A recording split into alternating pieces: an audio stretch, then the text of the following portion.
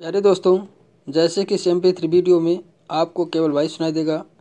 आप लीड लगाकर other work करते हुए भी अपनी तैयारी को लगातार जारी रख सकते हैं।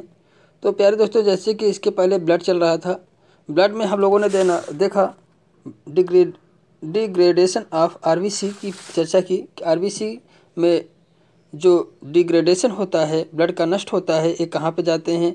उसके बाद हम लोग शुरू किए थे कि ब्लड की क्लोटिंग, ब्लड जो होता है क्लोट होता है, कितने समय लगता है, 8 मिनट लगते हैं। अब आज उसी के क्रम में हम लोग देखेंगे ब्लड क्लोटिंग में और क्या क्या स्टेज होते हैं, कौन कौन से स्टेज ब्लड क्लोटिंग में होते हैं, उस प्रोसेस को हम चर्चा करते हैं। तो देखिए, अगर कहीं पे जो है रैप्चर हो जाता है, रैप्चर ऑफ ब्लड वेसल्स कहीं पर रैप्चर हो जाता है हम लोगों को बॉडी में, तब क्या, उसके बाद क्या प्रोसेस होता है, thromboplastin is release by blood platelets. वहाँ पे जो है थ्रोम्बोप्लास्टिन जो होता है रिलीज होता है ब्लड प्लेटलेट्स। वहाँ पे जो हमारे ब्लड में मिली हुई, प्लाज्मा में मिला हुआ जो ब्लड प्लेटलेट्स है, वह क्या किसका सिक्रेशन करता है, थ्रोम्बोप्लास्टिन का सिक्रेशन करता है। किसका सिक्रेशन करता है, सबसे पहला स्टेज है कि जहाँ पे रप्चर ब्लड वेसल्स हो जाते हैं वहाँ पर थ्रोम्बोप्लास्टिन का सिक्रेशन होता है। थ्रोम्बोप्लास्टिन का सिक्रेशन किसके द्वारा होता है, बाय ब्लड प्लेटलेट्स। किसके द्वारा, ब्लड प्लेटलेट्स के द्वारा थ्रोम्बोप्लास्टिन का सिक्रेशन होता है, पहला स्टेज। अगर कहीं पे इंजरी हो जाता है या ट्रामा सेंटर जानते हैं आप, कहीं भी हॉस्पिटल में जाते हैं, ट्रामा सेंटर मतलब एकाएक कहीं पे जो होता है आउट ऑफ कंट्रोल पेशेंट हो, कहीं भी बहुत ज़्यादा एक्सीडेंटल केस हो और बहुत ब्लड बह चुका हो, तो ऐसे स्थान पर ट्रामा कहते हैं। इंजरी हो या ट्रामा के द्वारा जो है बहुत से ब्लड जब रिलीज होने लगता है, तो वहाँ पे सबसे पहला कंडीशन बनता है कि ब्लड प्लेटलेट्स के द्वारा जो है थ्रोम्बोप्लास्टिन का सिक्रेशन होता है। अब थ्रोम्बोप्लास्टिन जो होता है किसका सिक्रेशन सिंथेसिस करता है, क्या बनाता है, थ्रोम्बोप्लास्टिन जो होता है थ्रोम्बिन एक्टिवेटर का काम करता है।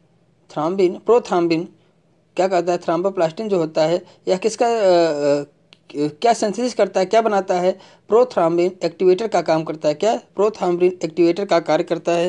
इसके बाद क्या होता है, प्रोथ्रोम्बिन एक्टिवेटर के द्वारा क्या होता है, प्रोथ्रोम्बिन जो होता है कैल्शियम से जुड़कर, प्रोथ्रोम्बिन जो होता है, प्रोथ्रोम्बिन एक्टिवेटर का संश्लेषण क्या करता है, थ्रोम्बोप्लास्टिन करता है। कौन निर्माण करता है, प्रोथ्रोम्बिन एक्टिवेटर।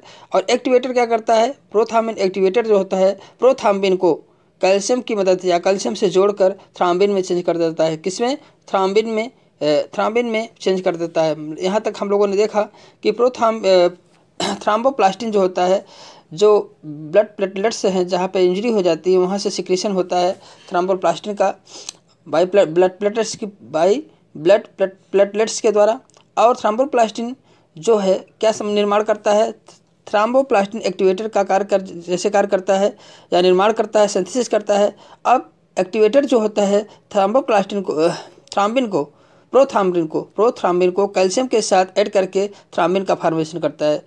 तो प्रोथ्रोम्बिन को जो एक्टिवेटर सिंथेसिस करता है, एक्टिवेटर क्या करता है, प्रोथ्रोम्बिन को थ्रोम्बिन में चेंज कर देता है। किसकी, मतलब कैल्शियम को भी प्लस करके। प्रोथ्रोम्बिन कैल्शियम के साथ जुड़कर एक्टिवेटर क्या काम करता है, इसको थ्रोम्बिन में चेंज कर देता है। किसमें चेंज कर देता है, थ्रोम्बिन में चेंज कर देता है। अब देखिए, थ्रोम्बिन, जब प्रोथ्रोम्बिन एक्टिवेटर होता है और प्रोथ्रोम्बिन कैल्शियम की मदद से, कैल्शियम को से जुड़कर क्या बनाता है, थ्रोम्बिन बना लेता है। तो थ्रोम्बिन में अब क्या होता है, देखिए थ्रोम्बिन यहाँ तक आया, प्रोथ्रोम्बिन से थ्रोम्बिन बना। अब थ्रोम्बिन से जो है दो चीज़ें बनती हैं, एक सोलूबल फाइब्रोनोजन बनता है, फाइब्रोनोजन सोलूबल माने घुलित फाइब्रोनोजन बनता है, एक घुलित फाइब्रोनोजन बनता है। और एक जो बनता है इनसॉल्युबल फाइब्रिन बनता है। देखिए क्या होता है, थ्रोम्बिन कन्वर्ट हो जाता है, थ्रोम्बिन किस में कन्वर्ट हो जाता है, फाइब्रिनोजन पहले बनेगा, किस में बनेगा, फाइब्रिनोजन। और यह फाइब्रिनोजन किस में होगा, सोलूबल होगा, मतलब घुलित। सबसे पहले क्या बनेगा, घुलित फाइब्रोनोजन बनेगा, मतलब जो ब्लड में घुला हुआ होगा। उसके बाद यही फाइब्रोनोजन जो होता है इनटू किस में चेंज हो जाता है, इनसॉल्युबल फाइब्रिन में बदल जाता है। अब यह क्या होता है, इनसॉल्युबल फाइब्रिन में बदल जाता है। पहले सोल्यूबल होता है, फाइब्रिनोजन कैसे होता है, सोल्यूबल होता है। पहले थ्रोम्बिन से जब कन्वर्ट होता है तो पहले कैसे होता है, फाइब्रिनोजन जो होता है सोल्यूबल होता है और बाद में क्या होता है, इनसॉल्युबल में फाइब्रिन में बदल जाता है with the help of calcium, calcium की मदद से। कैल्शियम देखिए प्रोथ्राम्बिन के समय भी कैल्शियम कार्य कर रहा है, और थ्राम्बिन जब चेंज हो जाता है तब भी कैल्शियम कार्य करता रहता है।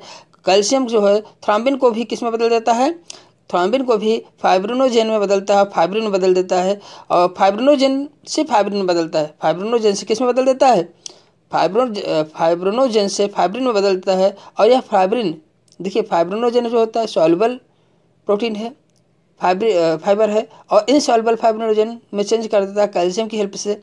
तो अब जो होता है फाइब्रिन में जब यह इनसॉल्युबल हो जाता है तो क्या होता है, ब्लड क्लॉट हो जाता है, और यह किसकी मदद हेल्प से होता है, कैल्शियम की मदद से। फाइब्रिनोजेन सॉल्युबल प्रोटीन बनता है या कह सकते हैं फाइबर बनता है, और फाइब्रिन में चेंज हो जाता है कैल्शियम की हेल्प से।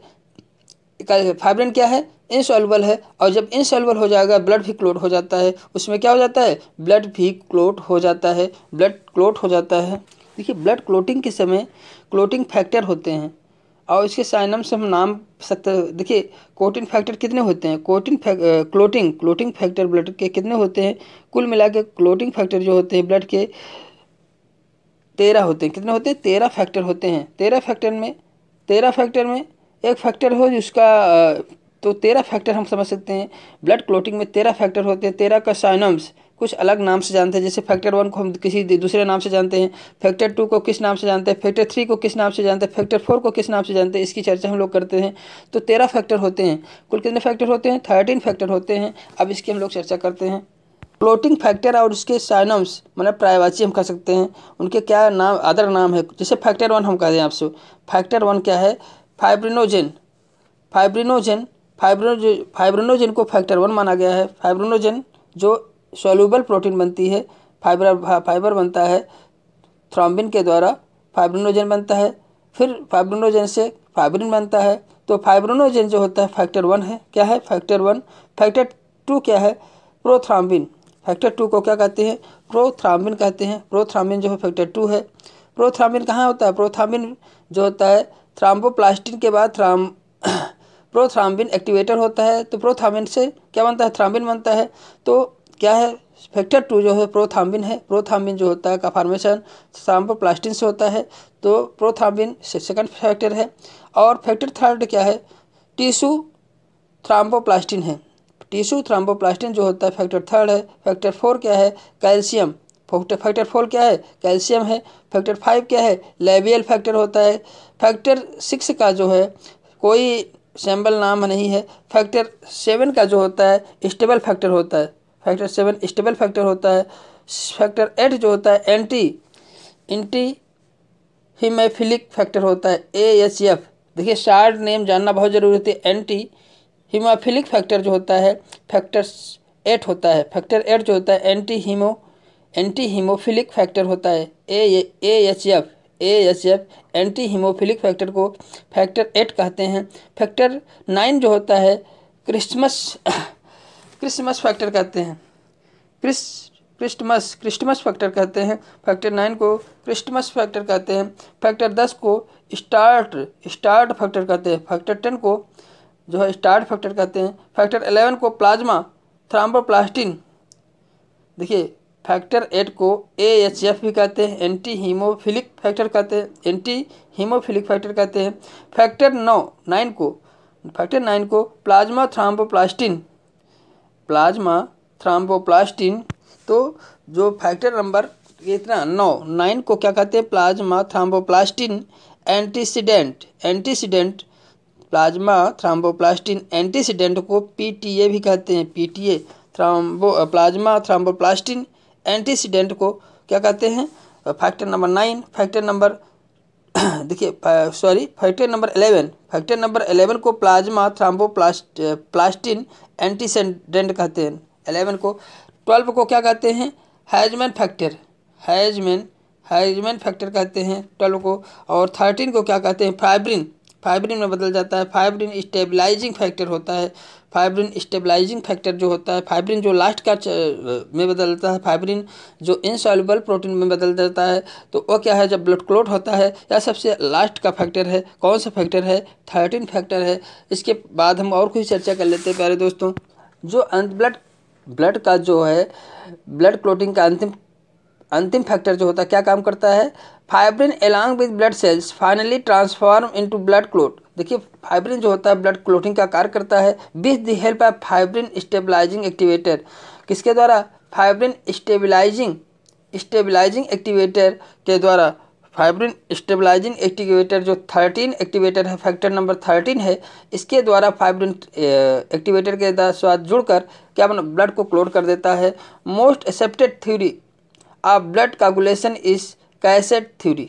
मोस्ट एक्सेप्टेड थ्योरी जो होती है ब्लड कोगुलेशन की थ्योरी को हम क्या कहते हैं, कैस्केड थ्योरी कहते हैं। ध्यान दीजिए, कैस्केड मोस्ट एक्सेप्टेड, जो एक्सेप्ट किया गया थ्योरी को, ब्लड क्लोटिंग की थ्योरी को एक्सेप्ट किया गया। किस थ्योरी को एक्सेप्ट किया गया, कैस्केड थ्योरी को एक्सेप्ट किया गया। भले की थ्योरी अनेक बनती हैं लेकिन किस थ्योरी को एक्सेप्ट किया गया, कैस्केड थ्योरी। कैस्केड थ्योरी में क्या होता है, देखिए thrombokinase is a enzyme complex from the series of enzyme. देखिए इसमें एंजाइम का एक सीरीज होता है इस ब्लड के क्लोटिंग में, तो इसी को हम क्या कहते हैं, कैस्केड थ्योरी कहते हैं। कैस्केड थ्योरी का जो है, कैस्केड थ्योरी को ब्लड कोगुलेशन में एक्सेप्ट किया गया, माना गया। गिवन बाय, किसके द्वारा, कैस्केड थ्योरी किसके द्वारा दिया गया था, मैकफेरलेन के द्वारा यह कैस्केड थ्योरी को दिया गया था। प्यारे दोस्तों, यहाँ से इंपॉर्टेंट क्वेश्चन बन सकता है, ब्लड क्लोटिंग का जो कैस्केड थ्योरी दिया गया था किस साइंटिस्ट के द्वारा दिया गया था, मैकफेरलेन के द्वारा दिया गया था। Which need above 13 clotting factor, जो इसमें आपसे पूछा जाएगा कि इनमें इनके जो कैस्केड थ्योरी होती है उसमें कितने फैक्टर, क्लोटिंग फैक्टर यूज होते हैं, तो 13 क्लोटिंग फैक्टर यूज होते हैं। किस थ्योरी में, कैस्केड थ्योरी में जो है 13 क्लोटिंग फैक्टर काम करते हैं। आपसे पूछा जाएगा प्यारे दोस्तों, कैस्केड थ्योरी क्या है, जिसमें बहुत से एंजाइम प्रोसेस मतलब कार्य करते हैं, और किस वैज्ञानिक ने कैस्केड थ्योरी को दिया था, मैकफेरलेन ने दिया था। मैकफेरलेन MECFERLANE मैकफेरलेन ने कैस्केड थ्योरी को दिया था। और which need above 13 clotting factor, आपसे पूछा जाए कैस्केड थ्योरी में कितने क्लोटिंग फैक्टर यूज होते हैं, तो 13। कितने होते हैं, 13 क्लोटिंग फैक्टर इसमें यूज होते हैं।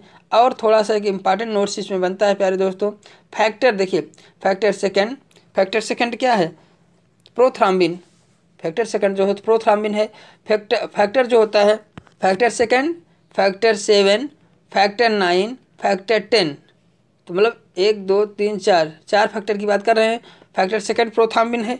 और फैक्टर 7 जो होता है आपका कौन सा है, फैक्टर 7 जो होता है स्टेबल फैक्टर है, स्टेबल फैक्टर प्रोथ्राम्बिन।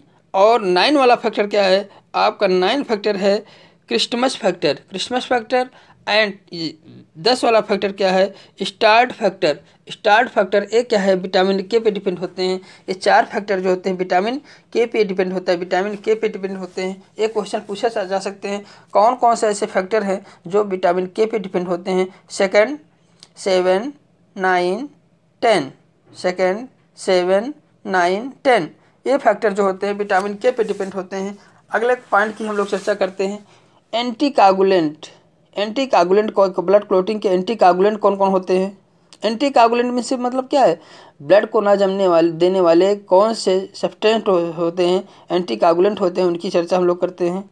तो एंटीकागुलेंट क्या होते हैं, कोई ऐसा सब्सटेंस हो जो प्रिवेंट करता है clotting of blood is called anticoagulant. अगर ब्लड क्लोटिंग को कोई प्रिवेंट कर रहा है, रोक रहा है, तो उससे हम क्या कहते हैं, एंटीकागुलेंट कहते हैं। Clotting of blood inside the blood vessel, जब क्लोटिंग होता है ब्लड को इनसाइड द ब्लड वेसल में, the prevent by quick acting. देखिए हमारी जो ब्लड वेसल्स होती हैं जो वहाँ पे जमने नहीं देती ब्लड को, कौन सी ऐसी चीज़ है जो हमारी ब्लड की वेसल्स में ब्लड को जमने नहीं देता है, तो कौन सी है, हिपैरिन। हम लोग बार वेरी इंपॉर्टेंट क्वेश्चन है प्यारे दोस्तों, ये क्वेश्चन आने के चांसेस होते हैं। हिपैरिन जो होता है वह क्या है, एंटीकागुलेंट है। और किसके द्वारा सिक्रीट होता है, मास्ट सेल के द्वारा। सिक्रीट बाय किसके द्वारा, मास्ट सेल के द्वारा हिपैरिन का है सिक्रीशन होता है। This heparin inhibit the conversion of prothrombin into thrombin. क्या करता है, देखिए हिपैरिन किस स्टेज को ब्लॉक कर देता है, किस स्टेज को रोक देता है, ब्लड क्लोटिंग के किस स्टेज को रोकता है हिपैरिन जो है इनहिबिट कर देता है। इनहिबिट मीन्स रोक देता है, कन्वर्जन माने बदलने को, प्रोथ्राम्बिन से थ्राम्बिन। प्रोथ्राम्बिन से थ्राम्बिन बदलने की प्रक्रिया को रोक देता है। प्रोथ्राम्बिन से थ्राम्बिन जब बनेगा ही नहीं, तो प्रोथ्राम्बिन से थ्राम्बिन जब कैल्शियम का अटैचमेंट होता है, प्रोथ्राम्बिन एक्टिवेटर होता है और थ्राम्बिन को किस में बदल देता है, कैल्शियम के साथ जुड़कर प्रोथ्राम्बिन को किस में बदल देता है, थ्राम्बिन में बदल देता है। अब यहाँ पे कैल्शियम जो अटैचमेंट होता है प्रोथ्राम्बिन से, यही प्रक्रिया क्या कहते हैं, रोक देता है और जो है ब्लड क्लोटिंग नहीं होती। हमारी ब्लड की वेसल्स में जो होती हैं, ब्लड की वेसल्स जो नसें होती हैं, उनमें जो हमारा ब्लड क्लोट नहीं हो रहा है अंदर, क्यों नहीं हो रहा है, हिपैरिन के कारण। क्यों, हिपैरिन क्या काम करता है, हिपैरिन जो है तो एक एंटीकोगुलेंट है जो मास्ट सेल के द्वारा सिक्रीशन होता है। मास्ट सेल क्या होती हैं, जो इम्यून सिस्टम को हमारे बरकरार रखती हैं। ऐसी कोशिकाएं सेल्स होती हैं, टिश्यूज होती, मास्ट सेल होती हैं जो इम्यून सिस्टम को सिक्रीशन करती हैं, तो इम्यून सिस्टम को बनाए हमारे बॉडी में रहती हैं। उन्हीं के द्वारा हिपैरिन का फॉर्मेशन होता है। हिपैरिन क्या करता है, प्रोथ्राम्बिन से थ्राम्बिन नहीं बनने देता है। तो प्रोथ्राम्बिन से थ्राम्बिन, देखिए प्रोथ्राम्बिन कैल्शियम से अटैच होता है, प्रोथ्राम्बिन एक्टिवेटर होता है, प्रोथ्राम्बिन एक्टिवेटर होता है और कैल्शियम जब जुड़ जाते हैं तो थ्राम्बिन बदल जाता है। तो ये प्रक्रिया प्रोथ्राम्बिन से थ्राम्बिन न बदलने की प्रक्रिया हिपैरिन करता है, जो ब्लड की क्लोटिंग को रोकता है। हमारे ब्लड की वेसल्स में ब्लड की क्लोटिंग को रोकता है। अब दूसरे फैक्टर ऐसे हैं जिसको हम ब्लड क्लोटिंग की चर्चा कर लेते हैं। तो पहला हो गया कि जो है हमारे ब्लड की वेन में, मतलब जो हमारे शरीर के वेन्स हैं उनमें ब्लड क्लोट क्यों नहीं होता है, तो हिपैरिन के कारण नहीं होता है। अगले पॉइंट की हम लोग चर्चा करते हैं। तो जैसे ब्लड, आपसे कहा जाए पहले दोस्तों कि ब्लड बैंक में मान लीजिए ब्लड हम जब बाहर निकाल लेते हैं तो वहाँ तो हिपैरिन नहीं काम करता है, वहाँ पे हिपैरिन नहीं काम करता है। वहाँ पे क्या काम करेगा, जो हमारे ब्लड को क्लोट से रोकता है। कौन कौन सी ऐसी चीज़ें हैं, रासायनिक चीज़ें हैं जिनके द्वारा ब्लड की क्लोटिंग को प्रिवेंट किया जाता है, रोका जाता है। तो citrate phosphate dextrose, citrate phosphate dextrose CPD, ध्यान दीजिए प्यारे दोस्तों, साइट्रेट फॉस्फेट डेक्स्ट्रोज जिसे हम CPD कहते हैं, तो यह भी ब्लड क्लोटिंग को रोकता है। ब्लड बैंकों में जो ब्लड की क्लोटिंग को रोकते हैं, तीन ऐसे सब्सटेंस हैं जिसको हम बात करते हैं। पहला हुआ citrate phosphate dextrose CPD, C से साइट्रेट, फॉस्फेट P से और डेक्स्ट्रोज D से। तो साइट्रेट फॉस्फेट डेक्स्ट्रोज जो है पहला एंटीकोगुलेंट है जो बाहर ब्लड बैंकों में किया जाता है। दूसरा क्या है, एसिड साइट्रेट, पहला है साइट्रेट, दूसरा है acid citrate, acid citrate dextrose, acid citrate dextrose ACD, acid citrate, इसमें भी साइट्रेट है, उसमें साइट्रेट उसमें पहले वाले में स्टार्टिंग से है, इसमें एसिड साइट्रेट डेक्स्ट्रोज है।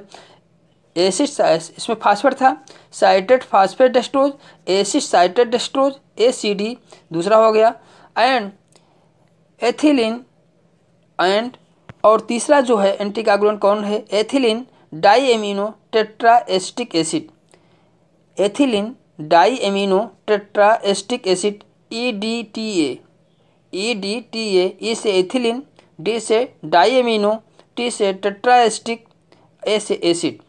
तो एथिलीन डाईएमिनो टेट्राएस्टिक एसिड और दूसरा है एसिड साइट्रेट डेक्स्ट्रोज और साइट्रेट फॉस्फेट डेक्स्ट्रोज, ये तीन जो है आपके क्या है, यूज किए जाते हैं ब्लड बैंकों में प्रिवेंट फॉर ब्लड क्लोटिंग के लिए। ब्लड क्लोटिंग के लिए यूज किए जाते हैं प्यारे दोस्तों। कौन कौन से, CPD, ACD, EDTA। CPD का मतलब है साइट्रेट फॉस्फेट डेक्स्ट्रोज, ACD का मतलब है एसिड साइट्रेट डेक्स्ट्रोज और EDTA का मतलब है एथिलीन डाईएमिनो टेट्राएस्टिक एसिड। ये तीन ऐसे जो है प्रिवेंट करते हैं, ब्लड को क्लोटिंग से बचाते हैं। Use for blood clotting to prevent blood बैंकों में, कहाँ पे, ब्लड बैंकों में ब्लड क्लोटिंग को बचाते हैं, यूज किए जाते हैं। इतना जान दो, ब्लड बैंकों में ये जो है रासायनिक पदार्थ यूज किए जाते हैं। अगले पॉइंट की बात हम लोग करते हैं कि ब्लड क्लोटिंग के लिए जैसे जो पैथोलॉजिस्ट आते हैं आपके घरों पर, तो पैथोलॉजिस्ट जो टेस्ट ट्यूब लाते हैं, क्या लाते हैं, टेस्ट ट्यूब लाते हैं। टेस्ट ट्यूब में ब्लड को रख लेते हैं। तो टेस्ट ट्यूब में जो होता है क्या पदार्थ रखते हैं जिसे ब्लड क्लोट नहीं होता है, ऑक्जेलेट रखते हैं और ऑक्जेलेट या साइट्रेट रख देते हैं, ऑक्जेलेट या साइट्रेट रख देते हैं, जिसके द्वारा टेस्ट ट्यूब में जो ब्लड की क्लोटिंग नहीं होती है। क्यों नहीं होता है, रीजन क्या है, दिस रिएक्ट विद कैल्शियम, जो है ऑक्जेलेट और साइट्रेट जो होता है कैल्शियम से रिएक्ट करके, कैल्शियम से जो है रिएक्शन करके, कैल्शियम देखिए कैल्शियम अनिवार्य है ब्लड क्लोटिंग के लिए। जब कैल्शियम से रिएक्शन कर लेता है क्या बनाता है, कैल्शियम से रिएक्शन करके जो है कैल्शियम से जब रिएक्शन कर लेता है, देखिए जब कैल्शियम से रिएक्शन कर लेता है तो कैल्शियम वहाँ जो होता है अनअवेलेबल होता है। अनअवेलेबल मतलब वहाँ एब्सेंट हो जाता है, कैल्शियम वहाँ पर एब्सेंट हो जाएगा। कैल्शियम किससे रिएक्शन कर लिया? ऑक्जिलेट से और साइट्रेट से कर लिया। जब साइट्रेट या ऑक्जिलेट रखा हुआ है, कोई एक या साइट्रेट रखा जाता है या ऑक्जिलेट रखा जाता है टेस्ट ट्यूब में, तो साइट्रेट या ऑक्जिलेट रखा जाता है, किसी एक दोनों में से कोई एक रखा जाएगा। तो ये क्या काम करता है? जब ब्लड को उसमें रखा जाता है टेस्ट ट्यूब में, तो वह कैल्शियम से रिएक्शन कर, ब्लड में जो कैल्शियम है, कैल्शियम से ऑक्जिलेट या साइट्रेट रिएक्शन कर लेता है, और रिएक्शन करने के बाद क्या करता है? कैल्शियम को वहाँ रिएक्शन करके ख़त्म कर देता है। जब खुद अपने में ख़त्म कर लिया तो ब्लड की क्लोटिंग होने की चांस ही नहीं है, क्योंकि ब्लड क्लोटिंग के लिए कैल्शियम अनिवार्य है, तो ब्लड क्लोटिंग होता ही नहीं है। इस प्रकार टेस्ट ट्यूब में, ब्लड बैंक में, हमारी वेन में किन किन चीज़ों का यूज किया जाता है? ब्लड क्लोटिंग एंटी कोगुलेंट कौन कौन से? हिपैरिन हमारे ब्लड वेसल्स में काम करता है, और CPD, ACD, EDTA हम लोगों ने देखा, ये ब्लड बैंकों में यूज होते हैं। CPD के मतलब है साइट्रेट फॉस्फेट डेक्सट्रोज, और ACD का मतलब है एसिड साइट्रेट डेक्सट्रोज, और EDTA का मतलब है एथिलीन डाइएमिनो टेट्राएस्टिक एसिड। ये ब्लड बैंकों में यूज होते हैं। ऑक्जिलेट और साइट्रेट कहाँ यूज होते हैं? टेस्ट ट्यूब में यूज होते हैं। ये थे एंटी कोगुलेंट प्यारे दोस्तों। 3 जगहों पे 3 मतलब अलग अलग प्रकार के एंटी कोगुलेंट की हम लोगों ने चर्चा किया। इम्पॉर्टेंट नोट्स हम कुछ लोग देखते हैं, कुछ जो बहुत इंपॉर्टेंट्स हैं इनमें से, उसकी बात हम लोग कर लें। देखिए हीमोफीलिया हम लोगों ने सुना होगा, जो रॉयल डिजीज बोला जाता है। इसमें क्या होता है? जैसे कहीं पे इंजरी हो जाता है तो ब्लड क्लोटिंग में बहुत डिले होता है, ब्लड क्लोटिंग जल्दी नहीं होता है। तो इससे क्या होता है? इंजरी होने पर बहुत ब्लड लॉस हो जाता है और व्यक्ति की डेथ हो जाती है। तो हीमोफीलिया में ब्लड क्लोटिंग बहुत स्लो होता है, बहुत डिले होता है, क्लोटिंग जल्दी होता ही नहीं, और क्लोटिंग ना जल्दी होने के कारण बहुत सा ब्लड बह जाता है और व्यक्ति की डेथ हो जाती है। और इसके बाद तो हीमोफीलिया की चर्चा हम लोग, या कैसी डिजीज है? ब्लीडर या रॉयल डिजीज कहते हैं, ब्लीडर भी कहते हैं। ध्यान दीजिए, हीमोफीलिया को ब्लीडर डिजीज या रॉयल डिजीज भी कहा जाता है, राजघरानों की डिजीज कहा जाता है। अगले पॉइंट की हम लोग चर्चा करते हैं, प्रोथाम्बिन रिक्वायर्ड विटामिन के। देखिए प्रोथाम्बिन जो होता है, प्रोथाम्बिन से थाम्बिन बनता है, तो प्रोथाम्बिन में रिक्वायर्ड विटामिन के, किसकी रिक्वायर्ड होती है? Vitamin K. And fibrinogen protein are synthesized in liver. देखिए प्रोथाम्बिन रिक्वायर्ड विटामिन के और फाइब्रिनोजन जो होता है प्रोटीन, फाइब्रिनोजन प्रोटीन जो होता है, या कहाँ बनते हैं? लीवर में फॉर्मेशन होते हैं। प्रोथाम्बिन रिक्वायर्ड विटामिन के, जो विटामिन के रिक्वायर्ड होता है, और फाइब्रिनोजन होता है प्रोटीन, जो फाइब्रिनोजन होता है, इसका निर्माण कहाँ होता है? लीवर में होता है, लेकिन ब्लड में चलता रहता है फाइब्रिनोजन। और ये सब क्या है? फाइब्रिनोजन बनते हैं देखिए फाइब्रिनोजन किसके द्वारा बनते हैं? फाइब्रिनोजन जो होता है प्रोथाम्बिन के ही द्वारा बनते हैं। किसके द्वारा बनते हैं? प्रोथाम्बिन। और लेकिन इन प्रोटीनों का फॉर्मेशन जो होता है कहाँ होता है? लीवर में होता है, विटामिन के और इनका। तो clotting of blood as a, देखिए कंडीशन बनती है थ्राम्बोसिस और थ्राम्बस, ये कंडीशन बनती है ब्लड क्लोटिंग की। थ्राम्बोसिस क्या है, किसे कहते हैं? थ्राम्बस किसे कहते हैं? ब्लड क्लोटिंग की एक कंडीशन बनती है। थ्राम्बोसिस किसे कहते हैं? अब देखिए प्यारे दोस्तों ध्यान दीजिए, थ्राम्बोसिस इस कंडीशन को कहते हैं जब हमारी ब्लड वेसल्स इंजरी हो जाती हैं, अनब्रोकन हो जाती हैं और ब्लड क्लोट हो जाता है, तो उसे हम थ्राम्बोसिस कहते हैं। उसे क्या कहते हैं? अगर हमारी ब्लड वेसल्स इंजरी हो जाए और फिर ब्लड क्लोट हो तो उसे हम थ्राम्बोसिस कहते हैं या ब्लड क्लोटिंग कहते हैं। लेकिन यदि थ्राम्बस किसे कहते हैं? यदि इनसाइड द ब्लड वेसल्स, हमारे ब्लड वेसल्स के अंदर, ब्लड के वेसल्स के अंदर ब्लड क्लोट हो जाए तो उसे थ्राम्बस कहते हैं। प्यारे दोस्तों, ब्लड वेसल का डैमेज ना हो और उसके अंदर जो है ब्लड क्लोट हो जाए उसे थ्राम्बस और थ्राम्बोसिस, ये ध्यान दीजिए। थ्राम्बोसिस क्या है? Clotting blood is an unbroken blood vessel. अगर अनब्रोकन मतलब ब्लड वेसल्स इंजरी नहीं हुआ है और इसके अंदर ही, ब्लड के अंदर ही मतलब वेसल्स के अंदर क्लोट हुआ है तो उसे थ्राम्बोसिस कहते हैं। और थ्राम्बस क्या है? Form inside the blood vessel, मतलब ब्लड वेसल्स के अंदर जब ब्लड क्लोट हो जाए उसे थ्राम्बस ब्लड वेसल के अंदर। थ्राम्बोसिस जो होता है ब्लड अनब्रोकन हो जाए, ब्लड वेसल्स के अनब्रोकन के बाद जो ब्लड क्लोटिंग होता है उसको थ्राम्बोसिस कहा जाता है। 2 कंडीशन है, थ्राम्बोसिस जो ब्लड वेसल जब ब्रोक हो जाए मतलब इंजरी हो जाता है उसके बाद जब ब्लड क्लोटिंग होता है तो थ्राम्बोसिस, और थ्राम्बस जो होता है उसे क्या कहते हैं, ब्लड के वेसल के अंदर जब ब्लड क्लॉट हो जाए थ्रम्बस कहा जाता है। अगले पॉइंट की हम लोग चर्चा करते हैं कि और एक और पॉइंट बहुत इम्पॉर्टेंट है। देख, टिश्यू प्लाज्मिनोजेन एक्टिवेटर एक होता है, tissue plasminogen activator TPA, tissue plasminogen activator जो होता है, इसको शॉर्ट में हम बोला जाता है TPA। शॉर्ट बहुत पूछा जाता है प्यारे दोस्तों, कभी कभी ये नाम ही दे देते हैं, जैसे TPA दे दिएगा, और स्मॉल टी, कैपिटल P और कैपिटल A, स्मॉल टी रहेगा, कैपिटल P रहेगा और कैपिटल A रहेगा। तो इसको आप क्या जानोगे, tissue plasminogen activator, tissue P से प्लाज्मिनोजेन और A से एक्टिवेटर। टिश्यू प्लाज्मिनोजेन एक्टिवेटर जो होता है क्या काम करता है, या एक प्रोटीन है, ये क्या है, एक प्रकार की क्या है, प्रोटीन है, या ये कैसे बनाई जाती है, टिश्यू प्लाज्मिनोजेन एक्टिवेटर जो होता है TPA जो है, ये कैसे बनाया जाता है, यह जेनेटिक इंजीनियरिंग के द्वारा बनाया जाता है प्यारे दोस्तों, यह जेनेटिक इंजीनियरिंग के द्वारा बनाया जाता है। Each therefore use heart attack therapy, या हार्ट अटैक थेरेपी में कार्य करता है।